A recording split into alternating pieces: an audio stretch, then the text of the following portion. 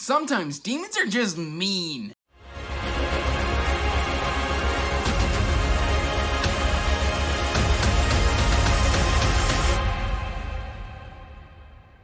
Hey everyone, welcome back to Andrew's Wizardly Reads, and as always guys, I'm Andrew. Today I got another book review for you, but before we get to that book review, make sure you are liking and subscribing and hitting that bell notification so you can get regular updates for when I put out new content. I post every Monday, Wednesday, and Friday. That said guys, let's just jump right into this book review because it is definitely something that is outside of my comfort zone that I would never typically reach for, and that's going to be YA. Here I was, minding my own business, watching my buddy Bryce's channel on Shelf Centered, and he drops a statement of, "This is one of the best books I've read all year," and that's a statement that I can't ignore. So I drop into his comments section, and I decide to type a little message saying I'm definitely interested in reading that, and then I added it to my Amazon wish list.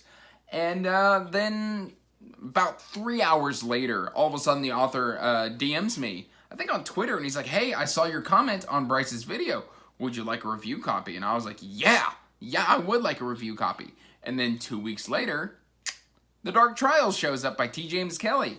And he was very, very kind and even personalized it to me. Let me go ahead and show that there, right there. I showed this when I hauled it. But it says, "Andrew, love your channel. Great stuff. Keep it up. Hope you enjoy The Dark Trials." Well, guess what, T. James Kelly? I did enjoy The Dark Trials, and that's why I'm doing a dedicated review for it. Guys, I have very, very limited YA experience. Literally, I can point to one definite YA book that I have read, and that is Weavers by my buddy John Walker. And literally, I've got the Six of Crows duology that I haven't read yet, but that's for later. Guys, this book is absolutely stunning. It's still got that kind of YA feel to it. It definitely is geared towards a younger audience. It's got the teenage girl, Hannah, and her sister, Em. It's got the two love interests, Ryan and Adam. But it's got some really, really great stuff in it as well. This is a YA paranormal thriller book, which is super, super interesting. Because, like, you can see, like, she's got the sword on the cover, and I love this because basically, Hannah gets aged up a little bit. You know, she's 17, but you can believe that she's, like, you know, been through some stuff because she has. Because prior to the start of the book, her parents died tragically in a car accident, and then she has to take her sister and go live with a relative. I think they grew up in Connecticut, and then they end up in New York. And what basically has happened is that they're now living with their Aunt Sarah, who is just a waste of space. She's a drug addict. She's never around. She is not a fit guardian for them. But on paper, they can go live with a relative before being put into foster care. And they are avoiding everything because Hannah wants to basically age out, basically become an adult at age 18, and then apply for guardianship of Em. So she's basically raising her little sister. And so you get a lot of the mothering adult vibes from Hannah, which I really, really enjoyed. Basically, Hannah is plagued by bad dreams. She wakes up in the morning, her stuff's been moved. She's having nightmares. There's a creepy guy at school. Of course, you know that, you know, if it being a YA book, the creepy guy is going to come into play. Because he doesn't stay creepy all that long. But what's really interesting here is the relationships we got going on here. Like, we've got the typical pseudo-love triangle between the creepy guy, which is Adam, and the jock, which is Ryan. And, you know, she's of course, you know, starts going out with Ryan and stuff like all of that starts happening. She's got the stereotypical best friend, but all these characters are written super well. Like, you've got the bully girl and stuff like that. So, like, the high school setting feels very much like your typical YA high school setting, or even I don't even have to preface YA. It feels like a high school setting. You know, you got your jocks, you got your goths, you got your popular girls, you got the girl next door, and everything that goes along with it. You've got a school dance. So it's all wrapped up in that. But then we throw in that paranormal hook. And essentially, like, Hannah finds out that she's haunted. And she's got to go and figure out ways to deal with hauntings. And, like, are demons real? Like, her worldview has been shattered because, you know, she's just this regular girl living her everyday life. And then all of a sudden she finds out the supernatural is real. And it's out to get her. And so, she starts talking with Adam, realizing Adam may be her only hope. And I think a good thing to do would be to read the back of the book. It says, Hannah Church lost her parents, moved herself and her young sister across the country to live with her deadbeat aunt, and started senior year at a new high school when things made a turn for the strange. Soft taps on her bedpost each morning, objects moving on their own, and that prickly being watched feeling are all signs of what Hannah's afraid to admit. She's haunted. She's plagued by something dark, something supernatural, something she doesn't understand.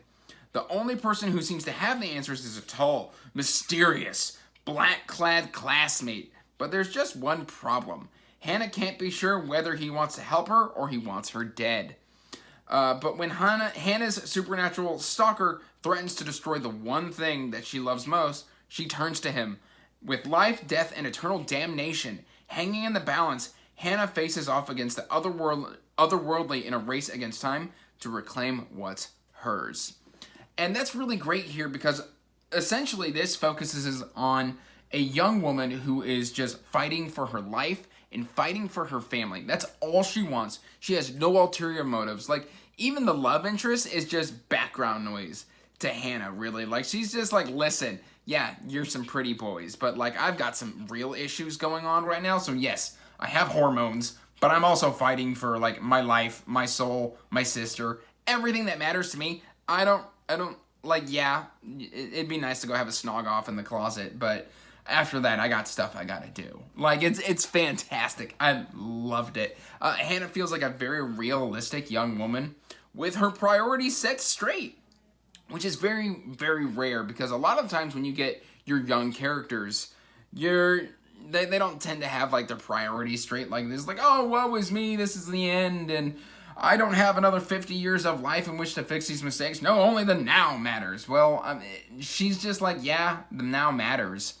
But, like, I've got to look towards a future.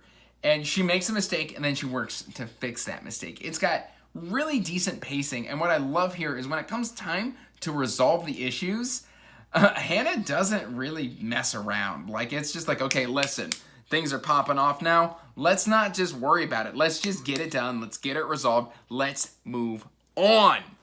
And what I like about this is this feels very much like an origin story, guys. Like, this book feels like it's going to be leading into something a lot larger. And that's what I'm excited about, because the second book, which the cover I'll go ahead and put right there, is Dante's, I believe with an S. And I'm super excited about it. Like, I cannot wait to get my hands on this book because I enjoyed this so much, way more than I ever thought I would.